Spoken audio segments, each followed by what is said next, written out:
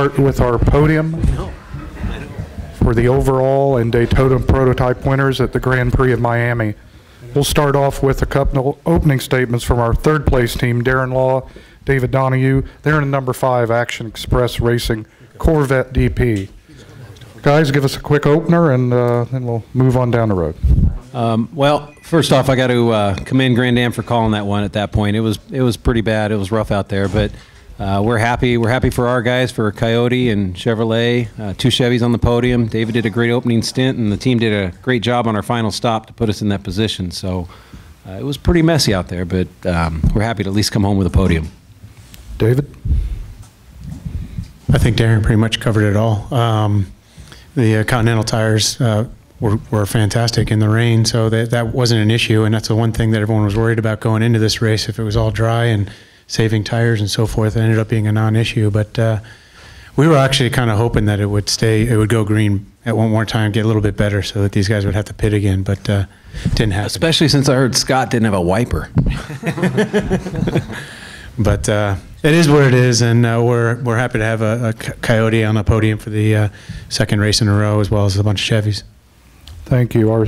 Today's runners-up, Scott Pruett and Memo Rojas, they're our 2-time defending series champions, Daytona prototype class. They take over the points lead in the DP category. They drive the number 01 BMW Riley for Chip Ganassi, racing with Felix Sabates. Guys, maybe give us a quick opening comment about today and the challenges it posed. Well, first of all, it was tough day for everybody. I mean, conditions were pretty tough out there, and we lost the windshield wiper early in the race, so that made it tougher. We were able to have good pace when we were running on our own, but as soon as we caught up with traffic, it was really difficult. Luckily, they took me out of the car, and Scott had to do the rest of the race because there was zero visibility. And he did a great race. I mean, just keeping the car on the road was a challenge without the wiper, and we got lucky there with a few cars going off the road, and honestly the yellow flag helped us, because the more the laps we did, the visibility got worse for us, and Scott did a great job, and we just kept the car in second, and after that long yellow flag we got a podium, which for me it's pretty good. I expected the lack of visibility to hurt us much more, but I'm happy with second place, and Scott did a great job under those conditions. Scott, please. Just really excited for the team getting a podium for Telmex and BMW. It was a tough day for sure, and losing the windshield wiper actually broke a piece down inside. So it came in dead stick, and it was incredibly hard to see. I need applaud Grand-Am for doing what they did. It was really horrible conditions out there, and for them to stop the race. I know they wanted to keep on going. And I also need to, give some props to everybody here at Homestead-Miami. I came down here. We got here early. You saw billboards up. They promoted the race. It was all over. I think they did a terrific job. Unfortunately, they can't control the weather. So I was disappointed for them and for the fans more than anything else, because it was going to be an incredible day. It always is here. And for those fans who did stay, they saw an incredible race. There's not too many times that you race in these kind of wet conditions, especially for the whole race. And to see that happen from a fan standpoint, I don't know if it was good or bad they were staying dry, but there was a lot of fans in the stands, and it was great to see. Okay, thank you. Our champions of the Miami Grand Prix, Ricky Taylor, Max Angelelli, and the number 10 SunTrust Racing Corvette DP. First win this season, but it's the 19th DP win all time for this team. Good day, great day. Guys, give us a little opening statement about it. It was a good day for Corvette Racing and SunTrust. Obviously, we had a good car. We felt we could really get this done during the warm-up. On the rain, our car was really good. It was also good during free practice on dry, and obviously we're very happy. Yeah, I mean, same as Max. I mean, every year we come here, it's, we're not really looking forward, because our car doesn't normally suit this track, but I mean, our guys did a great job, I think even in the dry we had a winning car, and then in the race, I mean, Max, I was hoping, he wouldn't do such a good job, and I'd, get in the car, with not a lot of pressure, and, sort of around middle of the pack, but no, he did unbelievable job as always, getting up to third. And when you're in the back like that, there's no visibility. So I did a really good job, and all I had to do pretty much was avoid the crash in turn 2, and then not crash myself. So it was pretty good. Oh. All right, questions for our DP Podium coming around with wireless mics. Go ahead. Ricky, it's Adam with AdamVids with the Miami Herald. You just mentioned that crash. Kind of seemed like that, maybe because so much was under caution, that really was the turning point. What did you see? What happened there? I didn't see much. I mean, it's really hard to see when you're following someone. It was really, really wet. I was hoping to go on the inside of the 8 car, and I saw he carried quite a bit of speed, and I guess he got into the back of the 90. And then I just saw them both going around, and just tried not to get involved. And that was pretty much all I could see.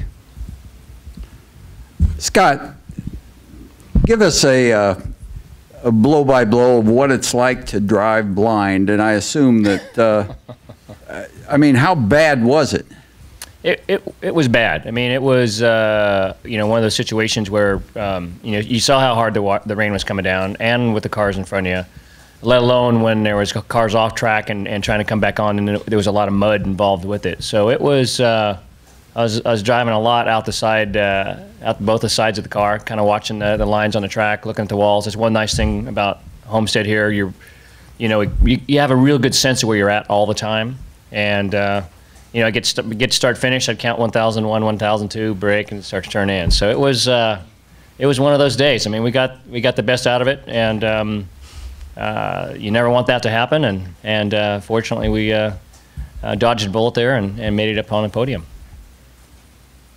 Have another one? Yeah, for Memo. This weekend, the team had a good weekend because no matter what happened with the race, the team had to got to improve the car, no? Yeah, I think the car was better, even though if it was a rain race. I think we had a good car for the drive. We didn't get to qualify, but we found some improvements throughout the weekend, and we haven't been testing in a long time, so every time we are able to test on dry conditions, it helps us develop the car, especially this new chassis. So I think we were ready for both rain or dry. It just had to come to a difficult race like it was today, but luckily, like I said before, second place feels very good after the problem we had with the wiper. Go ahead. Oversteer TV. You kind of went into the race, all you guys, with the rain tires being kind of unknown to durability. What was your guys' strategy going in, starting the race, and how did it play out? Well, the rain tires has been always really good, and more or less we knew we could do the entire race. We could do the entire race with one set, so there was no point for changing tires, not necessary. Ricky, talk about what was going through your mind in a half hour of yellow, and you know who's sitting at your back at your wing, and what that sensation was like, and were you relieved not to have to restart? Yeah. Oh, and after that, Max, would you talk about your pupil and how you would grade him today? Yeah, definitely. I mean, although it would have been nice, for all the fans that are weathering all this, rough weather. It would have been nice to get some more action out there, but for me, I was very happy just to take the yellow flag and cruise around. It was very wet though. I mean, it's a shame we didn't get back to racing, but I knew we had a really good car in the wet, and in the drivers' meeting before the race, we knew that cutting the race short or ending under yellow would be a possibility. So I think even the guys in the team, they anticipated that, and we made that early stop, and strategy, even though it seemed lucky, I think a little bit of it was calculated. Max, how do you do?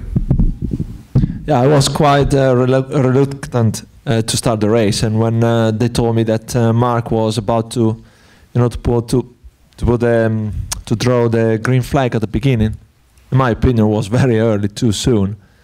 But he did it. Luckily, nothing major happened, but conditions were really bad.